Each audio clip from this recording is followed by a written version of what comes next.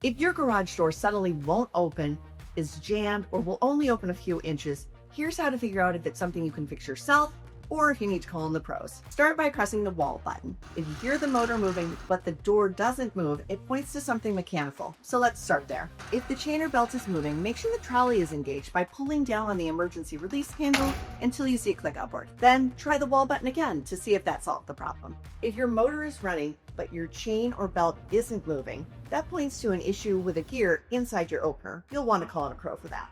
If your door only opens a few inches and then stops, look for a broken spring.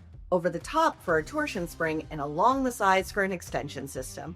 You'll see a broken spring in two distinct parts. You'll want to call in a professional to get it replaced. If your door is crooked or seems jammed, it's most likely a broken cable running up the side. Don't touch it, it's a job for the pros. Now let's cover options for no sound when you push the wall button. That usually points to something electrical or control related. Check the power. Has a fuse been tripped? Is it plugged in?